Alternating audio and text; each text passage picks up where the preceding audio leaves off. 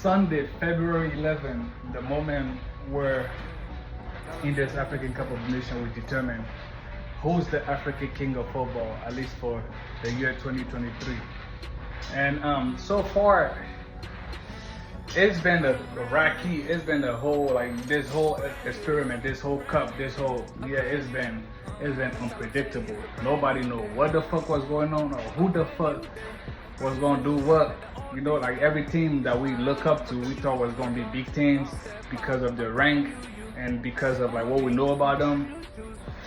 Actually end up disappointing, but that's soccer. Like, and time changes. Like, what's great today can never be great forever. You know, like we learned that with this African Cup of Nations. The great team, the people we put all our money on, like, end up deceiving, and then here come these unexpected countries, like people you never thought was gonna do anything, like you never even put your mind to. You was like, them niggas get beat right off the bat. They actually proved themselves, took a stand, and I'm glad for it because they kind of shine lights on these countries. And a lot of us, some of these countries, like even though we're African, like don't know anything about. Like I never knew there was a fucking Spanish-speaking country in Africa until Equatorial Guinea had to be my country, and I'm like, who the fuck are these guys? And then I searched them up, I'm like, oh, dude, like Equatorial Guinea, beautiful fucking island, like beautiful people, but influenced by the Portuguese, so like they speak Spanish. I never knew that. I would never ever estimate that, you know. But thanks to this African Cup of the Nation, like I learned some stuff. Some new people came in, make their impact. It was beautiful, like overall, like just beautiful, a beautiful tournament. End up creating opportunity for a lot of new players to get recruit, to get drawn to the European leagues. So it was a very beautiful, and it was very well organized, even though like there was delay thanks to because of weather and all that. But on the 11th, this Sunday, you got the host country, the elephant, the ancestor of African music. You know, at least they dominated the African music scene for a long time.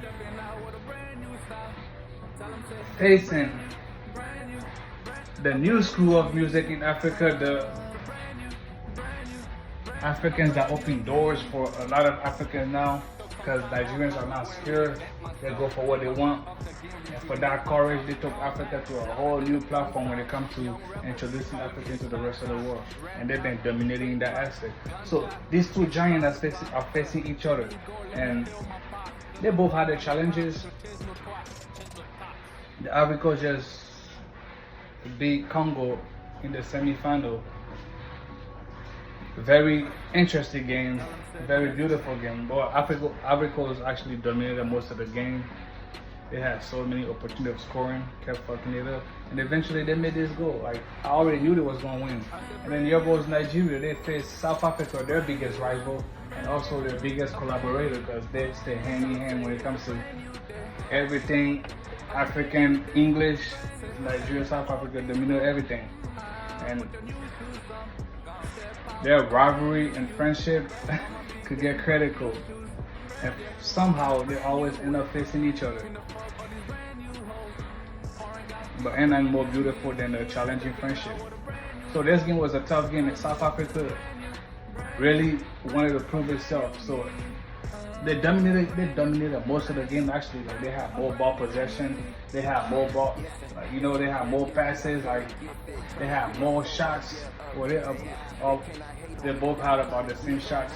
But South Africa really could have had this game, you know. But Nigeria ended up coming out the top though in penalty, which is a beautiful thing. But now we got the Super Eagles facing the elephant. Who's gonna be the king of the jungle in this situation? The Eagles or the elephant? We're gonna find out on the 11th.